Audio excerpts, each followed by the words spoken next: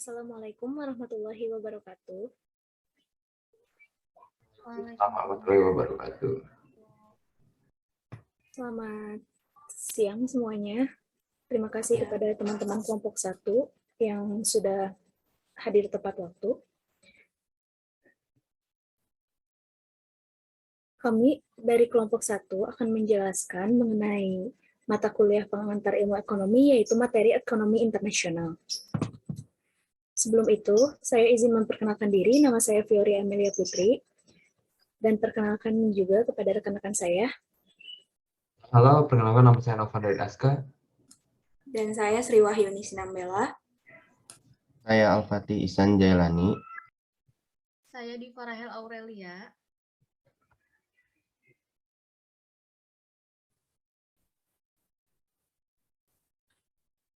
Yang pertama akan kita bahas yaitu mengenai konsep dasar dan tujuan ekonomi internasional yang akan dijelaskan oleh Aska.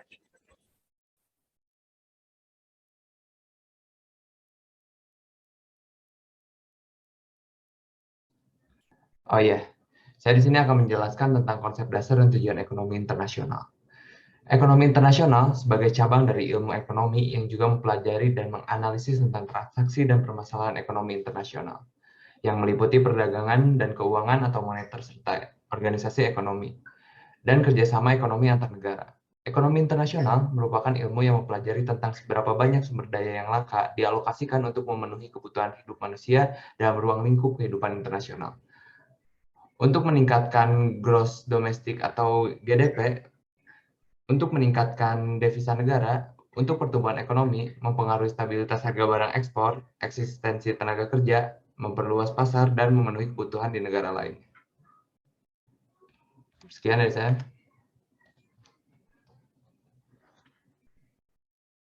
Selanjutnya ada konsep perdagangan internasional yang dikemukakan oleh beberapa ahli yang akan dijelaskan oleh Sri dan Diva. Baik, saya akan mempresentasikan konsep perdagangan internasional. Jadi pada tahun 2011, sumber referensi Setiawan dan Lestari, konsepnya perdagangan internasional adalah perdagangan yang dilakukan penduduk atau pemerintah antar negara yang diwujudkan adanya proses pertukaran barang atau jasa yang saling menguntungkan. Lalu pada tahun 2010, Basri dan Munandar, perdagangan internasional merupakan perdagangan yang terjadi karena memiliki sumber daya yang berbeda. Lalu pada 2005, Wallach Adolf, aktivitas tukar-menukar atau jual-beli antar negara sebagai upaya mendapatkan manfaat atau keuntungan. Selanjutnya akan dilanjutkan oleh Sri.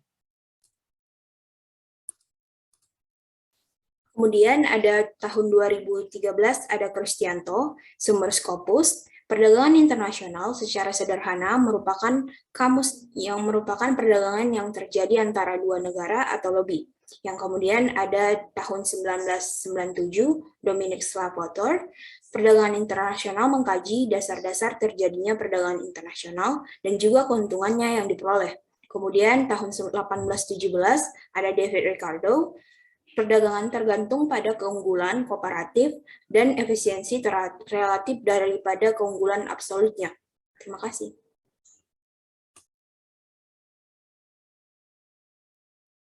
Selanjutnya ada teori perdagangan internasional. Di sini ada teori kaum merkantilis dan klasik yang akan dijelaskan oleh Al-Fatih. Kali ini saya akan menjelaskan tentang teori perdagangan internasional. Yang pertama ada teori kaum merkantilis.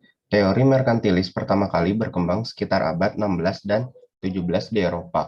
Teori merkantilis menggambarkan pemerintah berperan sebagai pelaku utama dalam bidang ekonomi, sehingga terjadi ekspor lebih banyak ketimbang impor pada perdagangan internasional. Sumber kemakmuran dari teori merkantilis yaitu dari logam mulia, yaitu dengan dicapainya surplus ekspor di atas impor dengan cara sebagai berikut. Yang pertama, meningkatkan ekspor dan membatasi impor. Yang kedua, memperluas daerah jajahan untuk mendapatkan logam mulia atau bahan mental murah. Yang ketiga, mendapatkan hasil monopoli dalam perdagangan. Yang kedua, ada teori kaum klasik. Perekonomian dalam keadaan full employment, perekonomian terdiri dari dua sektor, yaitu produsen dan konsumen. Tidak ada campur tangan pemerintah dan perekonomian diserahkan ke mekanisme pasar. Teori kaum klasik itu sendiri dibagi menjadi dua, yaitu teori keunggulan mutlak atau dikenal sebagai absolute advantage, merupakan teori yang dikemukakan oleh Adam Smith dalam buku The Wealth of Nations. Teori ini menjelaskan bahwa suatu negara mendapatkan keuntungan secara absolut dari hasil penjualan berdasarkan spesialisasi. Dan yang kedua ada teori keunggulan komparatif atau dikenal sebagai comparative advantage, merupakan teori yang dikemukakan oleh David Ricardo. Teori ini menyebutkan bahwa sebuah negara memiliki kemutlakan dalam memproduksi suatu barang. Akan tetapi, akan ada barang yang diproduksi memiliki keunggulan lebih jika dibandingkan oleh negara lain.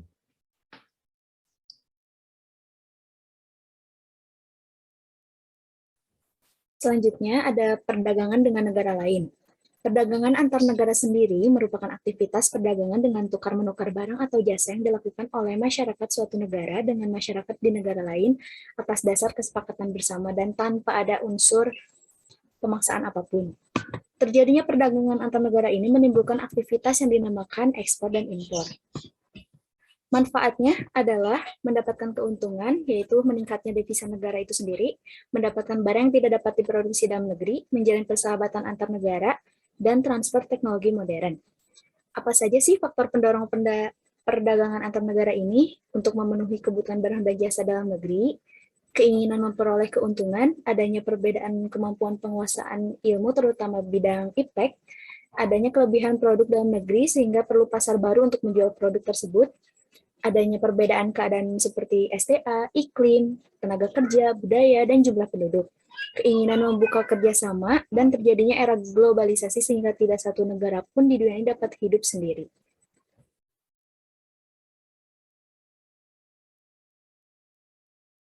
Selanjutnya ada tolak ukur keberhasilan perekonomian yang akan dijelaskan oleh Aska. Ya, saya di sini akan menjelaskan tentang tolak ukur keberhasilan perekonomian. Yang pertama itu adalah pertumbuhan ekonomi. Yang diukur adalah produktivitas masyarakat atau produktivitas negara tersebut setiap tahunnya, menggunakan istilah ekonomi. Produktivitas ini diukur dengan besarnya GNP negara yang bersangkutan. Yang kedua, pemerataan distribusi pendapatan atau ratio Gini. Seluruh kekayaan yang dimiliki atau diproduksi oleh suatu negara atau bangsa tidak berarti dengan sendirinya menunjukkan kekayaan yang merata dimiliki oleh semua penduduknya. Yang ketiga, indeks kualitas hidup fisik. Ada 3 indikator, tingkat harapan hidup pada usia 1 tahun, tingkat kematian bayi, dan tingkat melek huruf yang digunakan untuk membentuk indeks gabungan yang relatif sederhana ini. Yang keempat, pembangunan berkelanjutan. Suatu negara yang mempunyai produktivitas GNP tinggi dan pemerataan pendapatan yang cukup merata, dapat saja berada dalam sebuah proses untuk menjadi miskin. Hal ini terjadi karena pembangunan yang menghasilkan produktivitas ekonomi yang tinggi itu tidak memperdulikan dampak negatif terhadap lingkungannya.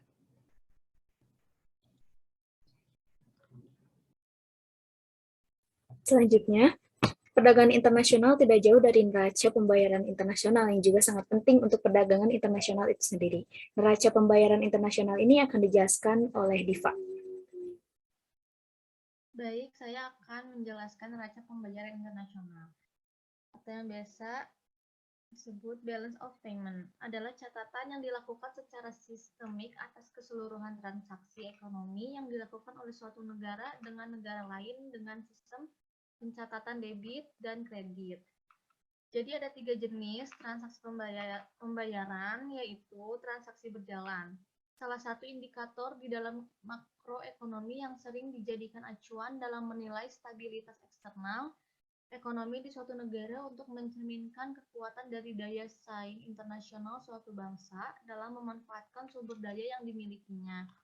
Ada juga transaksi modal, contohnya seperti hutang, cash, kredit, dan debit. Kayak penambahan modal usaha, pengambilan modal untuk keperluan sendiri, atau pembagian dividen kepada orang atau pemegang saham biasa. Dan yang terakhir ada transaksi finansial. Tujuannya adanya neraca itu mengidentifikasi sumber daya, mengidentifikasi peran sektor eksternal bagi perekonomian negara, menemukan pola transaksi serta struktur ekonomi, mengidentifikasi masalah ekonomi dalam suatu negara, informasi cadangan devisa, sebagai acuan dalam penyusunan anggaran devisa, dan yang terakhir sebagai data acuan perhitungan pendapatan nasional. Nah, neraca berjalan terbagilah menjadi neraca perdagangan, neraca jasa, dan neraca transaksi sepihak. Ada juga neraca modal, mencatat transaksi penerimaan atau pembayaran yang berhubungan dengan peminjaman dan penanaman modal. Yang terakhir ada neraca moneter, mencatat mutasi dalam hubungannya dengan IMF serta memperlihatkan perkembangan atau perubahan cadangan devisa suatu negara yang bisa berupa emas atau valuta asing lainnya.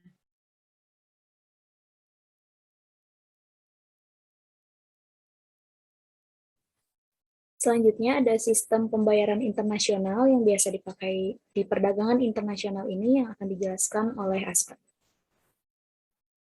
Ya, saya di sini akan menjelaskan tentang sistem pembayaran internasional. Yang pertama itu adalah kontan atau tunai. Pembayaran kontan adalah pembayaran yang dilakukan dengan menggunakan uang fisik secara langsung. Yang kedua, telegraphic transfer adalah sistem pembayaran yang dilakukan dengan menggunakan cek yang diteruskan oleh telegram. Yang ketiga, wesel. Alat pembayaran internasional bisa juga dilakukan oleh bank dengan kesepakatan pembeli dan penjual sebelumnya. 4. Letter of credit merupakan fasilitas atau jasa untuk memperlancar transaksi jual beli barang. Yang kelima, cek. Pembayaran dilakukan dengan cara importir mengirimkan cek kepada eksportir melalui bank yang ditunjuk di negara eksportir lalu dicairkan. Yang keenam, emas. Pembayaran dengan emas dilakukan dengan menentukan berapa nilai suatu barang terhadap emas, baru kemudian dibayar sesuai dengan harga emas tersebut. Yang ketujuh, kompensasi pribadi. Kompensasi pribadi adalah pembayaran internasional yang dilakukan oleh warga negara pada suatu negara dengan warga negara lainnya.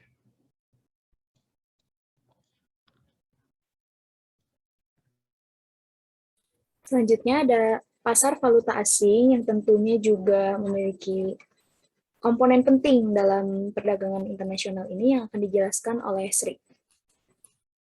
Baik, saya akan menjelaskan pasar valuta asing. Yang pertama ada definisi.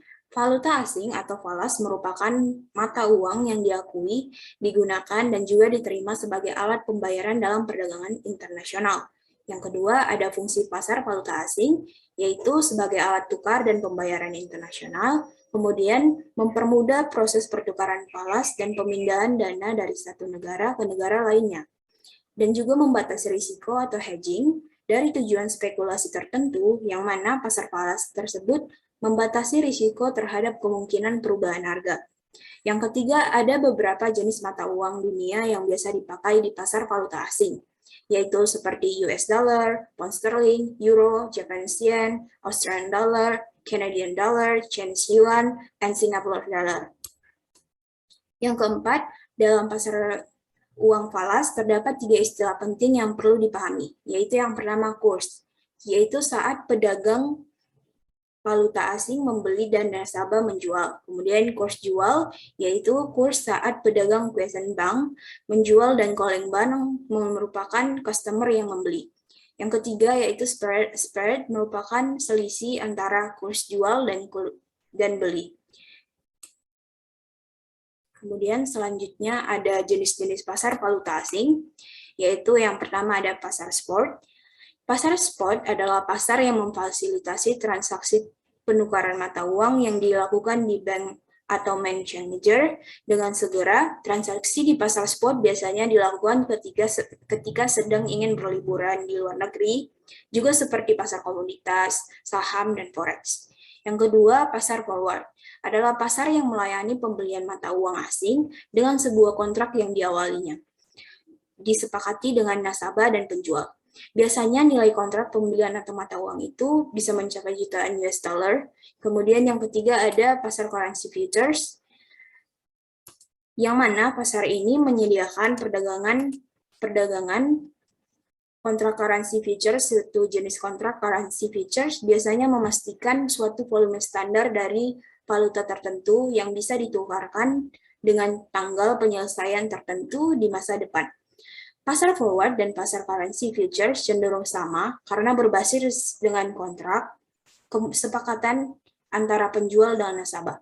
Namun ada perbedaan beberapa hal tertentu, seperti kontrak di pasar forward dirancang sesuai dengan keinginan pemesannya, sedangkan kontrak di currency futures sudah terstandarisasi. Kemudian yang keempat ada currency options, atau tipe kontrak alternatif yang dapat dibeli atau dijual oleh para spekulan atau perusahaan-perusahaan. Opsi dapat dipilih atau dijual melalui pialang-pialang.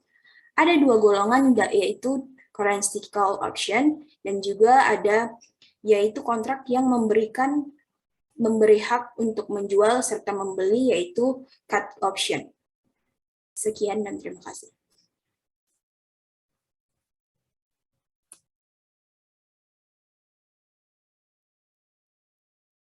Ya, baik. Selanjutnya ada kebijakan perdagangan internasional. Kebijakan perdagangan internasional adalah segala tindakan negara atau pemerintah, baik langsung ataupun tidak langsung, untuk mempengaruhi suatu struktur, arah, komposisi, serta bentuk perdagangan luar negeri atau kegiatan perdagangan. Ada beberapa kebijakan-kebijakan dalam perdagangan internasional. Yang pertama, tarif. Tarif merupakan sebuah pembebanan atas barang-barang yang melintasi daerah pabean. Dengan penerapan bea masuk yang besar atas barang-barang dari luar negeri memiliki tujuan untuk memproteksi industri dalam negeri sehingga diperoleh pendapatan negara. Bentuk umum kebijakan tarif adalah penetapan pajak impor dengan presentasi tertentu dari harga barang yang diimpor. Yang kedua ada kuota impor. Kuota adalah kebijakan pemerintah untuk membatasi barang-barang yang masuk dari luar negeri. Akibat dari kebijakan kuota dan pembatasan impor, biasanya akan terjadi jumlah barang di pasar turun, harga barang naik, produksi dalam negeri meningkat, dan impor barang pun ikut turun. Yang ketiga adalah larangan ekspor-impor. Kebijakan ini dimaksudkan untuk melarang masuknya produk-produk asing ke dalam pasar domestik. Hal ini dilakukan karena alasan politik dan ekonomi. Untuk alasan ekonomi, pelarangan impor sendiri bertujuan untuk melindungi dan meningkatkan produksi dalam negeri. Lalu ada subsidi. Subsidi merupakan kebijakan pemerintah untuk membantu mengurangi sebagian biaya produksi per unit barang produksi, sehingga produsen dalam negeri bisa memasarkan barangnya lebih murah dan dapat bersaing dengan barang impor. Subsidi yang diberikan berupa tenaga ahli, mesin-mesin, peralatan, fasilitas kredit, dan keringanan pajak, dan lain-lain. Selanjutnya ada premi, adalah suatu kebijakan yang diambil oleh pemerintah dengan memberikan tambahan dana pada produsen dalam negeri yang berhasil mencapai target produksi tertentu yang telah ditetapkan. Lalu ada dumping. Dumping merupakan kebijakan pemerintah untuk mengadakan diskriminasi harga, yakni produsen menjual barang di luar negeri dengan harga yang lebih murah dari dalam negeri atau bahkan di bawah biaya produksi. Ada devaluasi. Devaluasi merupakan tindakan pemerintah untuk menurunkan nilai mata uang sendiri dengan sengaja terhadap uang asing. Akibatnya harga-harga barang impor menjadi mahal, harga-harga barang negeri menjadi lebih murah di pasaran luar negeri. Tujuan dari devaluasi sendiri adalah memperbesar ekspor, memperkecil impor, dan menambah devisa negara. Sekian. Lalu ada tantangan atau isu-isu ekonomi internasional yang akan dijelaskan oleh Al-Fatih. Saya akan menjelaskan tentang tantangan atau isu-isu ekonomi internasional. Sejumlah tantangan yang dihadapi dalam perdagangan internasional antara lain, yang pertama ada persaingan dengan negara lain semakin ketat, karena suatu negara tidak hanya bersaing dengan satu negara. Yang kedua, barang yang diproduksi juga semakin bersaing, sehingga suatu negara diminta agar terus meningkatkan kualitas produknya. Yang ketiga, teknologi yang digunakan semakin canggih, sehingga negara yang tidak mampu menyesuaikan dengan perkembangan teknologi, maka akan semakin tertinggal dalam perdagangan internasional.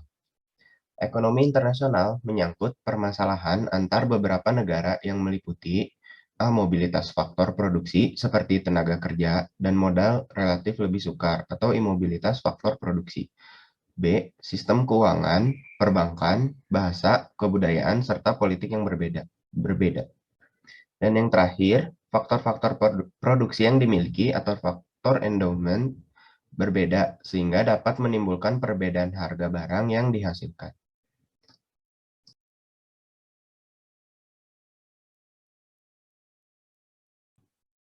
Berikut adalah beberapa referensi yang kelompok kami pakai sebagai bahan materi. Jadi dapat disimpulkan bahwa ekonomi internasional merupakan ilmu yang mempelajari tentang seberapa banyak sumber daya yang dialokasikan untuk memenuhi kebutuhan hidup manusia dalam ruang lingkup kehidupan internasional. Ekonomi internasional berusaha menjelaskan tentang bagaimana hubungan ekonomi antar suatu negara dengan negara lain yang dapat mempengaruhi alokasi sumber daya baik dua negara atau beberapa negara sekaligus. Berdagang dengan negara lain kemungkinan dapat memperoleh keuntungan, yakni dapat membeli barang yang harganya lebih rendah, dan mungkin dapat juga menjual ke luar negeri dengan harga yang relatif tinggi. Perdagangan luar negeri sering timbul karena adanya perbedaan harga dan ada beberapa perbedaan juga di berbagai barang. Itulah yang dapat kami sampaikan. Mohon maaf bila masih ada kesalahan. Semoga materi yang kami sampaikan bisa dipahami. Wabillahi taufiq wal hidayah. Wassalamualaikum warahmatullahi wabarakatuh.